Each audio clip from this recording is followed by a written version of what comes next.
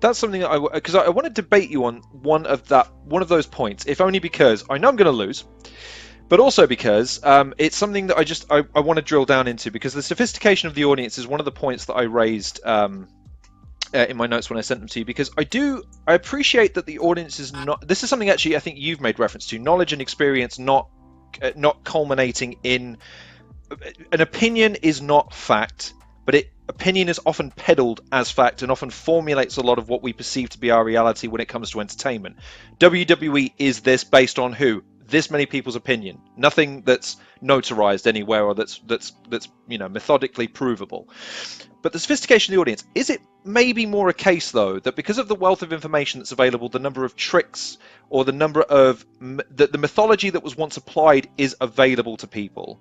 But the old saying of, if a trick is that old and it's still applied, people go the logical fallacy of it can't be that simple or it can't be that old because I wouldn't fall for it. But that point that you make of people still want to fall in love with the story. They still want to become engrossed in the element of professional wrestling that brings something that no other genre of entertainment does, which is that fear something might happen that isn't supposed to happen, but that the performers bring to the table and say, look, just go with us on this story. Just let us tell you the story of these two individuals and why they're feuding, why they're conflicting. But the audience's sophistication, sorry, I'm asking this in a really long-winded way, but I guess what I'm asking is the audience more sophisticated, or is it merely a case that their sophistication is ill-informed? It's like I say, it's just a massive information, but they're still, generally speaking, the same as they were 70, 100 years ago because of the point you made, which is that it's never been a secret that the predetermined nature of a finish of a wrestling match has always been there, but that the performative elements, the sophistication of the moves and the passion that they bring, there's nothing different than that, than any other performative element of any other genre of entertainment that there is. The audience is more sophisticated because they do have not just an access to information as far as wrestling is concerned. That's irrelevant. They're just in general, more sophisticated. Children, ages 6, 7 years old, can go on the internet and access in real time cameras and view the Antarctic, and can see what it's like, as opposed to back in the day, I had to literally get an encyclopedia out and just read information and suppose or presume what it was to be in the Antarctic. So that creates, societally wise, an incredible upgrade in sophistication. So now you've got to work smarter and you've got to work harder to allow the audience to believe in the only two things that they've paid to see, and that's the who and the why. And that's the only way that you can tell any kind of story in wrestling, because the art of professional wrestling is the ability to communicate a physical story, through your body language, your facial expressions, your reactions, your interactions within the context of a competitive situation. The real context of what we're selling is that when I go to that ring, I'm a prize fighter. You can relate to that.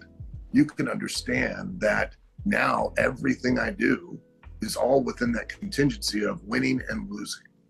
And that the more you can believe in that simple concept that I'm out there to win and I'm out there not to lose, for the very simple reason that if I don't win, I may not get paid, or I may not get paid as much. And so I'm not going to be able to pay my bills as well. Okay. So I need to win. That means now there's a consequence to the win or the loss. Without that consequence to that win or loss, it's just a bunch of moves, a series of moves, and moves you physically can't relate to. You have no idea, relationship-wise, how we feel when we're doing it, and how much of an effect physically it actually takes. I use this analogy all the time to explain this. The reason that baseball and football and basketball in the United States have enormous audiences is because here in the United States, we've all played those as children. even if it's just in our driveway, in our backyard, you know, our local softball team, we've physically done it. So we have a relationship with what's happening on the screen. And we understand the consequence of win and loss. That's why hockey has a bigger audience in Canada, because more people have played hockey in Canada than they have anywhere else in the world. That's why soccer is bigger in your country and everywhere else in the world than it is here in the United States. More people have played it. It's a relatability, physical relatability. That's why soccer is growing here in the United States, because more generations of children have been playing it. And that's therefore why we are now growing an audience that will attend professional soccer games. Where before, when I was a child, where I was coming up as a teenager or a young adult, nobody gave two shits about soccer here. And the reason they didn't was because it was foreign to us. The three top televised sporting events in the world to really drive this point home. In the United States, I ask this question, and inevitably every one of them say the Super Bowl is in the top three. And it couldn't even be near, it's not even near it. The number one obvious one is the most viewed televised sporting event in the world is the World Cup of Soccer. Number two, okay, is the World Cup of Cricket. Number three is rugby. That's because there's more of a population around the world that have played and competed in those sports and thus relate to what's happening on the screen. Follow. In professional wrestling, nobody in the audience has done or is doing or experienced what we're doing, except for maybe a handful of things like a headlock, poke in the eyes, being choked, things like that. So you can't relate to what we're doing. You can only relate to why and what the consequence of it is by it occurring. Problem is, these days, everyone, as far as performers are concerned, have become so disassociated with that concept that is why we're seeing a bit of a decrease in viewership and attendance, because we're not giving the audience what they paid to see.